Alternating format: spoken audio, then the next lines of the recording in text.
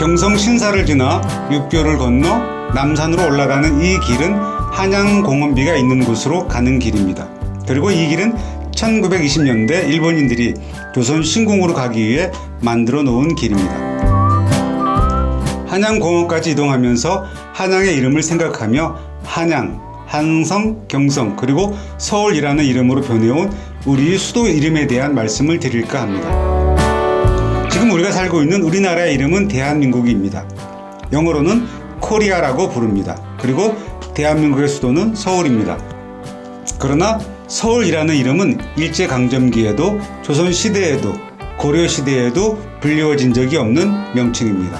한양이란 이름은 한강 이북의 양지 바른 땅을 지칭하는 말이죠. 즉 경상도나 전라도, 충청도에서 임금님이 계시는 곳으로 오다가 한강에 이르러 이제 강만 건너면 임금님이 계신 한양 땅에 도착하게 됩니다. 그래서 잠시 쉬면서 말도 죽 끓여 먹이는 곳이 말죽거리가 됩니다. 여기에 말을 메워두던 역참이 있어야 하고 이 역참에서 충청, 경상, 전라의 삼남지방으로 가는 길목이라 하여 역삼동이라고 불려졌다고 합니다. 고려시대에는 남경이라고 불려졌던 한양 땅.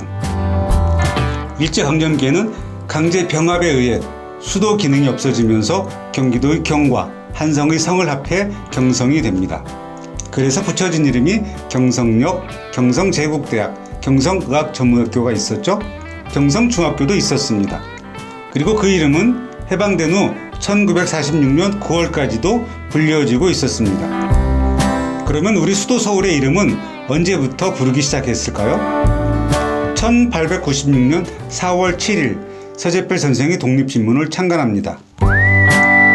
독립신문은 우리나라 역사상 최초의 민영일간지로 발행된 민간신문입니다. 그날을 기념하기 위하여 우리나라 신문의 날을 매년도 4월 7일로 정해놓았습니다.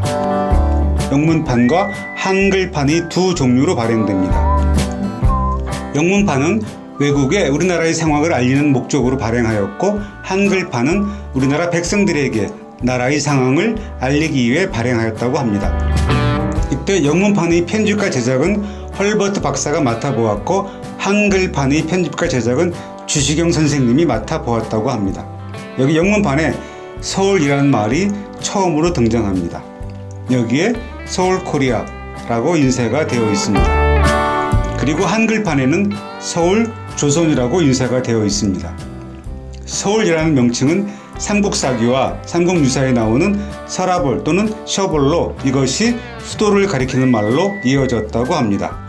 즉 고유명사가 아니라 수도를 가리키는 일반 명사인 겁니다. 나라 이름도 조선이라는 이름보다는 서양인들에게는 고려, 코리아로 더 익숙하게 알려져 있었던 모양입니다. 우리의 수도는 해방된 후 1946년 9월까지 계속 경성이라는 이름으로 불리다가 미 군정이 들어오면서 경기도 관할에서 분리한다는 의미에서 서울 자유독립시가 됩니다. 이때의 미 군정청 공식 문서에는 서울 프리덤 인디펜던트 시티였다고 합니다. 이때 이 영문의 번역을 서울특별시로 하여 1946년 9월 28일부터 공식 명칭으로 정했다고 합니다. 즉 독립신문에서 이 신문은 코리아의 도읍지 서울에서 발행한다는 의미였다는 것이죠.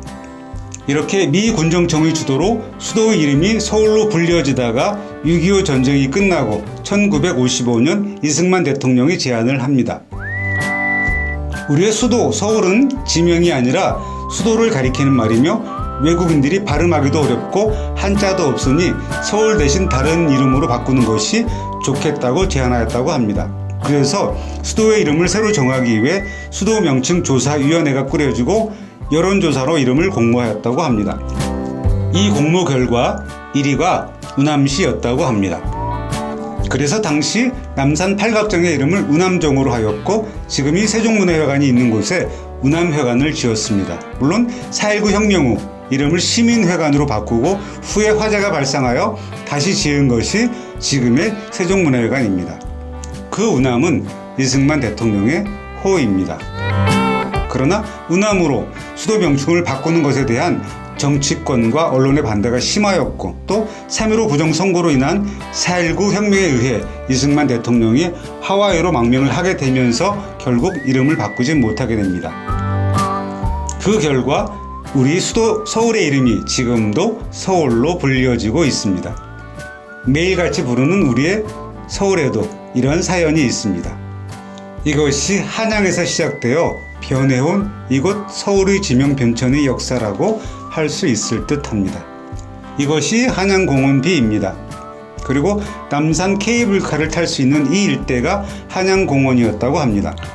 일본인들이 남산 일대에 모여 살면서 공원의 필요성을 요구하여 1908년 고종 황제로부터 이 일대 30만 평 규모의 땅을 무상 임대받아 공원을 조성하였다고 합니다. 그리고 고종 황제는 일본인들의 강압적인 요구에 의해 표넥을 써서 보냈으며 이것으로 표석을 만들었다는 기록이 있는데 이것이 고종의 친필로 새겨놓은 한양공원 비입니다. 이 한양공원은 일제강점기 일본인들이 만든 대표적인 공원으로 경성 신사와 조선 신궁이 세워져 민족혼을 빼앗고 일본 정신을 강요하기 위한 장소로 이용되었습니다. 이 한양공원 비 뒷면을 보면 이렇게 정으로 쪼악한 글씨를 알아볼 수 없도록 만들어 놓았습니다. 한때는 한양공원을 만드는데 돈을 대거나 도움을 준 친일 부역자의 명단이라는 설이 난무했으나 조선 총독부가 조선 신궁 건립 10주년 기념으로 발간한 사진집인 은뇌에 실린 비문 뒷면 사진을 통해 문구의 내용이 확인되었다고 합니다.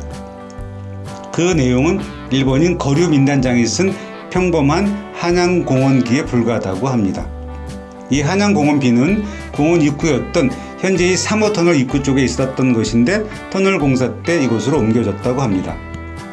지금까지 한양공원과 한양, 서울에 대한 말씀을 드렸습니다. 이제 다음 장소로 이동하겠습니다. 다음은 삼순위 계단을 올라 이 일정의 마지막 지점인 일제강점기의 조선신궁이 있었던 곳, 지금은 안중근 의사 기념관이 있는 곳으로 이동하겠습니다.